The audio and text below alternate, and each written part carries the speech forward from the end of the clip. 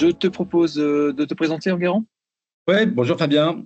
Écoutez, donc je suis responsable des solutions au sein de Fujitsu France, donc pour les clients retail, mais aussi luxe, CPG et hospitality. Donc notre idée aujourd'hui, mon rôle est de faire en sorte que les clients puissent se transformer sur leurs enjeux, mais aussi avec les solutions qu'on pousse au sein de Uvance Customer Experience, solutions qui sont dédiées aux retailers. Très bien. Je te propose qu'on présente l'agenda en fait, de ce webinaire. On va Ouais. essayer d'aller vite. On va juste rappeler un petit peu qui est Fujitsu pour ceux qui ne nous connaissent pas. On va ensuite parler justement du fait que cette transformation, justement, elle est en cours. Elle a déjà en partie commencé. L'occasion de revenir également sur un événement que nous avions organisé avec JK Software. On essaiera de préciser ensemble, Enguerrand, de quoi justement cette nouvelle donne technologique est le nom. Et ensuite, on regardera ensemble comment justement sur la partie IA, la partie innovation, la partie traçabilité et évidemment la partie performance économique, en quoi justement Fujitsu peut être, un acteur avec lequel il faut travailler. Parfait. Ben, écoutez, je commence sur peut-être. Donc, Fujitsu, en fait, pour bien comprendre Fujitsu, je pense qu'il faut bien comprendre la globalité de Fujitsu et sa localité en France. Je vais commencer en globalité. Donc, c'est un groupe japonais donc, qui a été créé, qui a encore une très forte, qui est leader au Japon, qui a une très forte présence asiatique et japonaise. Donc, on est le huitième dans le top 10 des IT providers, des Global System Integrators. Donc avec un chiffre d'affaires de près de 24 milliards d'euros. Ça, c'est la partie globale qui est tout ce qui va nous permettre de pousser nos offres sur l'ensemble des géographies, qui va aussi avoir la vision qu'on pousse technologique, qui part des enjeux sociétaux jusqu'à l'implémentation en tant que telle. On va dire notre colonne vertébrale. On a depuis maintenant de nombreuses années, puisque Fujitsu France est une vieille dame, et elle est là depuis très très longtemps, une localité qui est très forte, très liée au territoire, à nos clients historiques. On a des clients depuis maintenant plus de 25 ans et qui nous sont fidèles. Et donc ça, c'est aujourd'hui 300 salariés qui sont en France et qui sont relayés par des gens sur des centres en nearshore, ce qu'on appelle nearshore, donc c'est plutôt Portugal, Pologne, et puis d'autres centres qui sont peut-être un peu plus lointains. La spécificité de Fujitsu France, c'est donc une activité qui est liée à tout ce qui est data, AI, cloud, digital workplace, comme certains de nos concurrents, et aussi, on le verra pour la suite, aussi une activité de solution, puisqu'on propose des solutions, ce qui va être ce qu'on va présenter un peu plus en avant. Très bien. Je te propose qu'on continue justement avec cette transformation qui est en cours. Alors justement, de quoi elle est nourrie, cette transformation, et qu'est-ce que subissent à la fois finalement nos retailers et nous en tant que consommateurs tous les jours en garant. Je vais aller très vite parce qu'en final, tout le monde la connaît, cette transformation, parce qu'elle nous touche tous en tant que clients, en tant que dans nos sociétés, en tant que citoyens. Donc voilà, on va pas non plus tout ce qui est par exemple géopolitique, on le voit avec les conflits ou alors les changements brutaux de régime. Économique, on l'a vu avec des ralentissements ou avec des chutes brutales de marché. Technologique, je pense que tout le monde a vu la puissance d'un chat GPT. Environnemental, sujet qui me tient particulièrement à cœur. On est très clairement sur des limites planétaires et ça, je pense qu'on n'en a pas encore pleinement conscience, mais ça va fortement impacter l'IT, puisqu'en fait, un data center, c'est quand même des ressources premières. Et puis le contexte sociétal, ça change, ça bouge, les gens ont besoin d'autre chose, sans doute de plus de sens. La consommation de masse, telle qu'on l'a connue dans les années 70, 80, 90, 2000, à mon avis, derrière nous. Et on a une nouvelle ère qui est devant, sur quelque chose de plus de sens, plus de personnalisation, qui fondamentalement est en train de bouger notre business, parce qu'au final, la solution technologique est l'une des réponses. Clairement, et c'est vrai que c'est un petit peu cette deuxième partie qu'on voulait présenter juste après, pour dire que justement elle est déjà en cours. Ça sera la slide suivante. Et alors, sur la slide suivante, je vais peut-être te laisser, parce que c'était plutôt toi qui étais à l'initiative de Super Paris 2024 Safari Tour. Ouais. C'est vrai qu'on avait fait le choix avec JK Software, qui est un de nos partenaires, je laisserai aussi Enguerrand en parler, qui est une solution software. Et pour le coup, en fait, on avait organisé avec des clients et des prospects un petit tour à Paris, comme souvent on le fait lors d'événements importants, NRF Singapour, NRF New York. Et là, pour le coup, c'était la partie Paris Retail Week. Et donc, l'occasion évidemment de rencontrer des magasins et de voir de nouvelles approches. Au niveau des nouveaux services, hein, on le voit avec Galeries Lafayette, capacité finalement à pouvoir proposer des éléments de cocooning, de nouveaux services sur toute la partie santé, vraiment une approche différente pour ceux qui ont la chance d'aller à Paris. C'est vrai que c'est un espace immense qui a été créé au sous-sol. La partie secondement et traçabilité qui devient évidemment un enjeu majeur. On verra au niveau des chiffres, je crois qu'on a quelques-uns après en Guéron à partager. Mais en tout cas, même les galeries Lafayette, on le voit comment dire, se mettent justement à la partie seconde main. La partie personnalisation où Lacoste fait un travail absolument incroyable, peut vraiment personnaliser tous ces vêtements, tout ce qu'on va pouvoir porter tous les jours. Les Galeries Lafayette, hein, qui hostent justement des gens comme Barbie, même des jouets pour les enfants, on peut tout personnaliser, vraiment quelque chose qui est intéressant. La partie inclusion, avec notamment toute la dimension liée à la gestion des handicaps, hein, que ce soit Salomon, que ce soit Lululemon. Clairement, il y avait des choses qui étaient hyper intéressantes, qui étaient mises en valeur pour le coup, et ce n'est pas toujours le cas. Donc, il faut quand même le souligner également, cette dimension un peu sociétale qui correspond à certaines marques.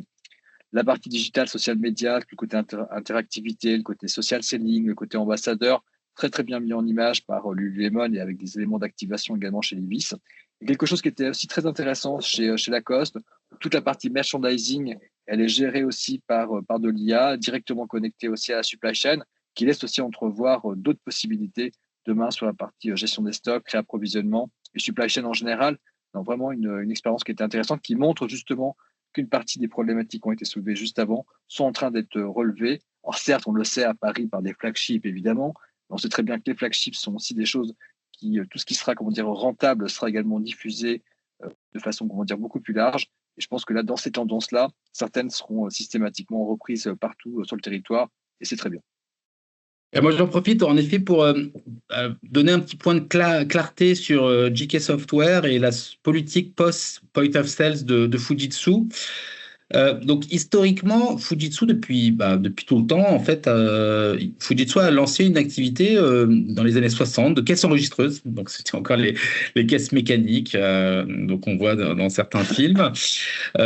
Activité qui s'est arrêtée puisqu'en fait on a décidé un choix très clair de basculer sur les solutions. On avait aussi une solution propre, Fujitsu de POS. Donc ça c'est pour ceux qui sont du secteur, qui s'appelait Eurostore. Et la décision a été faite de participer, donc de prendre une participation très majoritaire sur JK pour avoir cette solution leader, cloud, solution standard, solution qui fait référence pour, on va dire, avoir notre nouvelle plateforme POS pour les prochaines années. Quand on dit POS, c'est très réducteur puisqu'en fait, on est aussi sur de la fidélité. On a un cloud for retail qui permet de gérer l'ensemble des données. On a la possibilité de faire du pricing dynamique. Donc, on est vraiment sur cette plateforme de commerce unifié qui est notre vision aujourd'hui chez Fujitsu, savoir comment je peux avoir non plus avoir le silo de mon POS pour mon self-checkout, de mon POS pour ma caisse, du module de fidélité pour les adhérents de je ne sais pas quelle branche. Là, aujourd'hui, on essaye vraiment d'avoir une vision beaucoup plus globale qui permet quand même aussi de valoriser beaucoup mieux la donnée.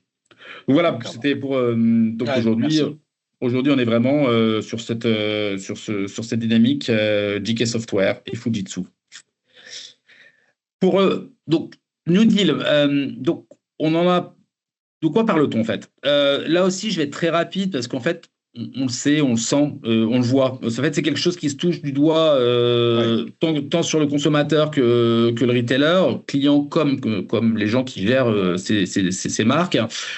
Voilà, on voit bien que aujourd'hui, le consommateur va être beaucoup plus alerte parce qu'il est beaucoup plus informé sur les prix, Il y a aussi un problème de budget, hein. L'inflation a quand même largement raboté nos porte-monnaies, hein.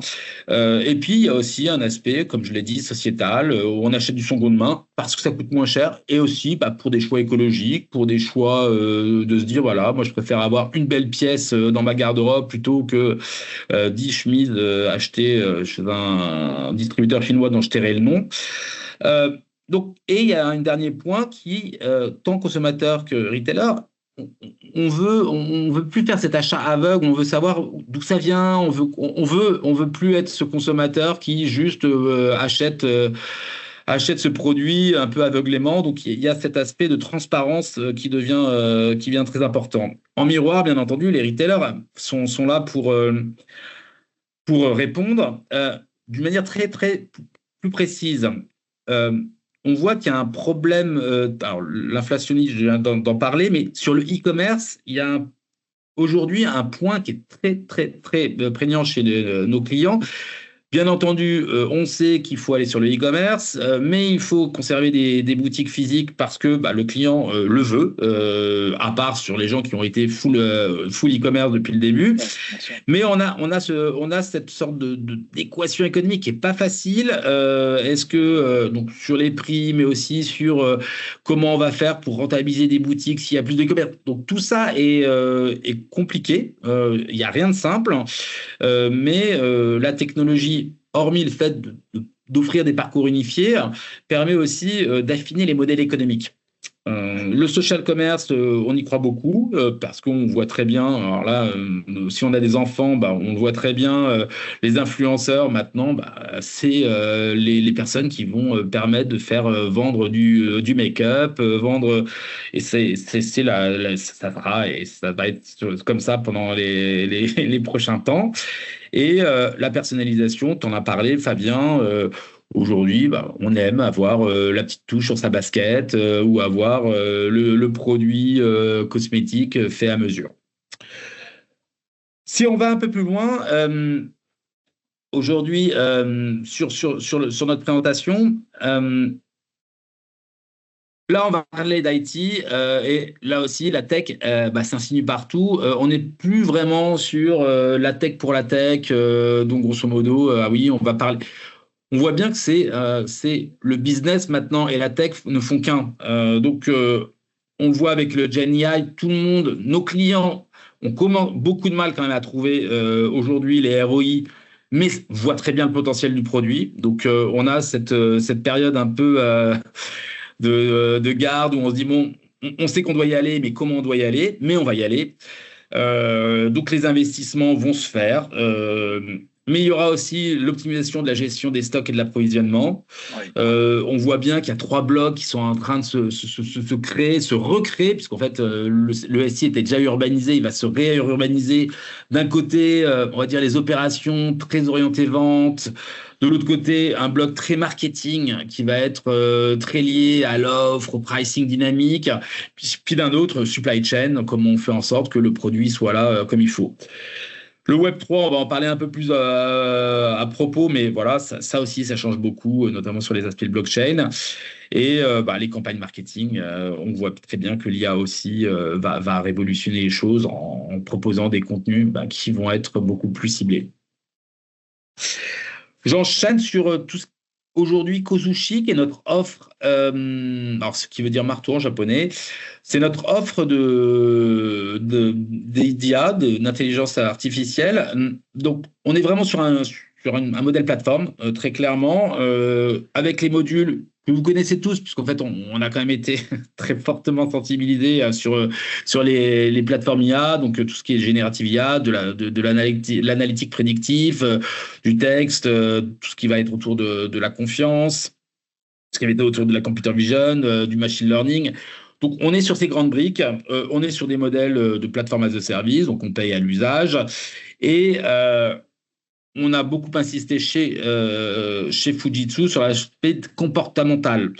Je vous donne un exemple, donc qui n'est pas dans le retail, mais nos collègues qui gèrent le service public vont travailler beaucoup avec les départements de police pour pouvoir, avec la computer vision, détecter avec les vidéos des comportements qui pourraient être violents. Donc, quelqu'un qui va tendre le bras potentiellement avec une arme, quelqu'un qui va avoir une attitude agressive. Aujourd'hui, on peut tout à fait le détecter.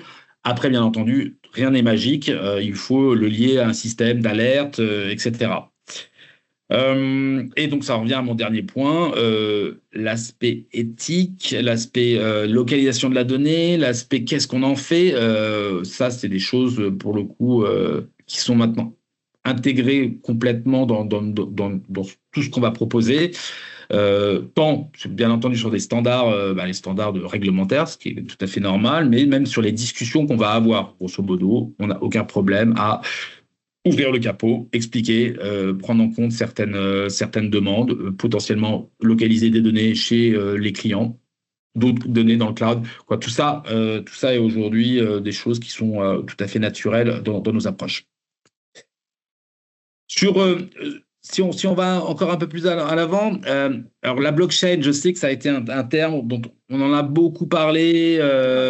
C'est vrai que les gens parfois n'ont pas trop compris, ils comprenaient, mais donc si je veux donner la blockchain, c'est vraiment une base de données de confiance. C'est quelque chose qui permet technologiquement de créer des liens de confiance dans un workflow technologique. Donc là aujourd'hui, on voit bien que on n'est plus sur les expérimentations, on est vraiment on l'intègre d'une manière tout à fait intuitive dans l'ensemble de nos implémentations complexes.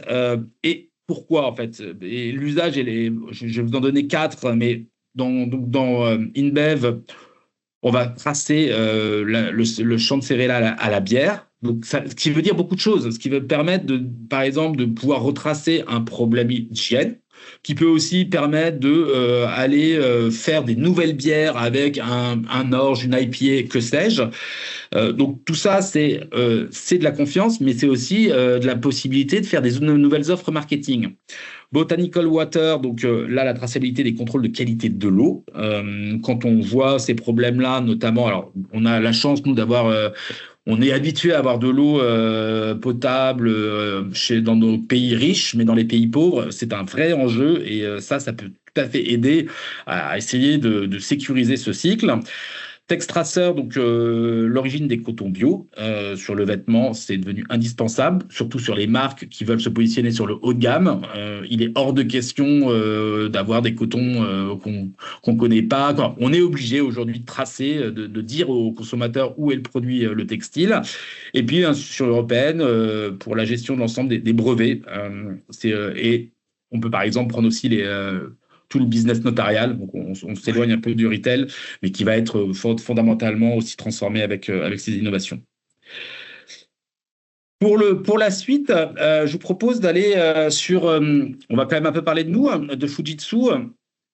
Je voulais vous présenter très rapidement 2 solutions qui sont, comment on dit en anglais, de l'IP, de l'intellectual property, de la propriété intellectuelle de Fujitsu. Ça a été développé souvent en collaboration avec les clients. Ces 2 solutions sont les solutions en mode SaaS, donc on n'est pas dans un remplacement de système, on est plutôt sur quelque chose qui va permettre de rapidement, avec potentiellement des systèmes qui sont déjà là, d'avoir des gains en plus. Cockpit IoT, on est sur la possibilité de gérer, d'avoir une cockpit, donc d'avoir cette sorte de tour de contrôle de votre magasin. Donc, ça va être sur les frigos, ça va être sur la température, ça va être... Et là aussi, c'est important qu'on comprenne la logique de Fujitsu. C'est une logique qui est tout à fait ouverte. On est vraiment... grosso modo, on n'est pas en train de dire que tout doit être de la donnée de bout en bout de Cockpit IoT Fujitsu. Non. Typiquement, EDF va très bien pouvoir donner la donnée sur l'énergie et on va l'intégrer.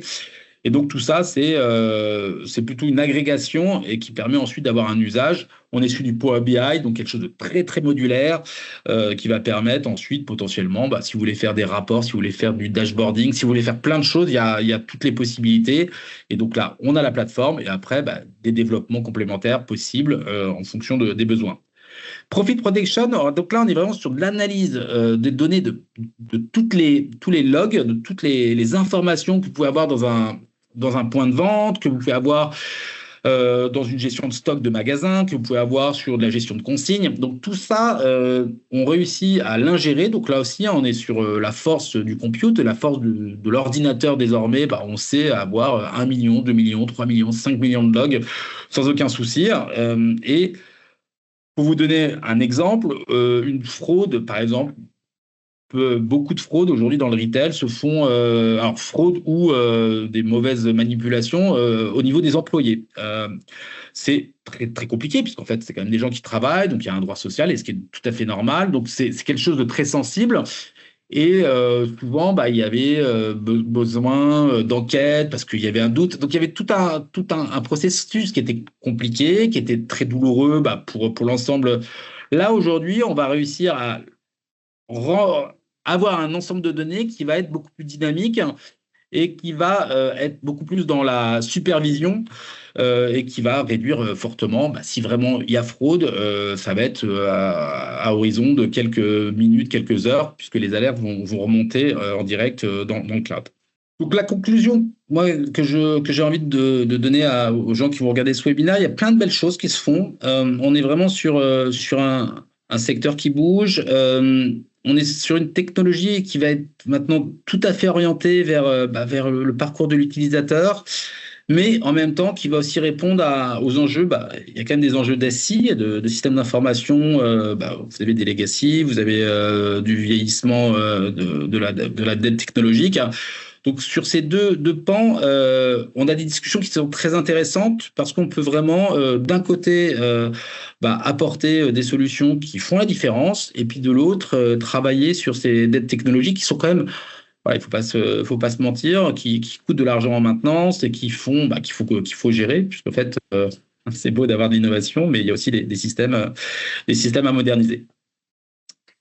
Merci beaucoup, Enguerrand. Alors, c'est l'occasion justement aussi de parler de quand est-ce que vous pouvez aussi découvrir ces choses, même si on l'a abordé très rapidement au travers de ce webinaire.